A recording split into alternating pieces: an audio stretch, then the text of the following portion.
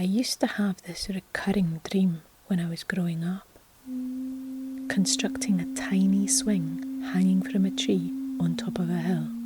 Suddenly, I'd be surrounded by other girls. I managed to distract them to look at the swing, whilst I grew really big without them noticing, too big to see. I'd leave a tiny doll version of me behind with the girls before I sneaked off. I would end up happily wading through the river, catching tadpoles in my wellies, before I shrank and became nearly as wee as a tadpole. Then I would climb out of the river up this steep hill to the top where there was a stone bridge.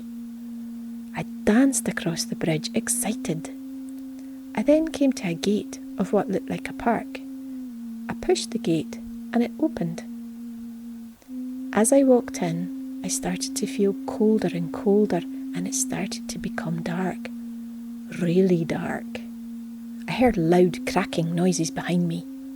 Frightened, I started to run into the darkness. My foot went into a big hole in the grass. I tripped and felt the cold earth against my cheeks, some bits going into my eyes and mouth. I felt like I was being pulled underground, like I was being buried alive.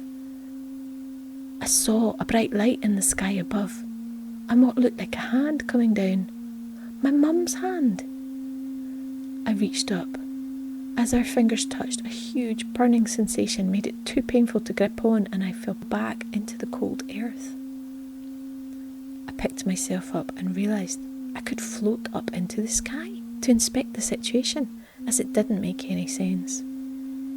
My eyes started to adjust to the darkness, and I could see what I thought was a large hand was actually a white column with a beacon at the top. I floated higher still, and I saw that the park was a fenced-off triangle with a white beaconed column on each corner. The beacons were glowing bright red. On closer inspection, the white columns were cigarettes, lit and burning, and the park was a cemetery. I left a tiny doll of myself on the cold, cold earth and floated off. Each time I woke up from this dream, I felt cold, clammy and anxious. Then I would realise, although I missed the tadpoles in my wellies, I was glad to be awake.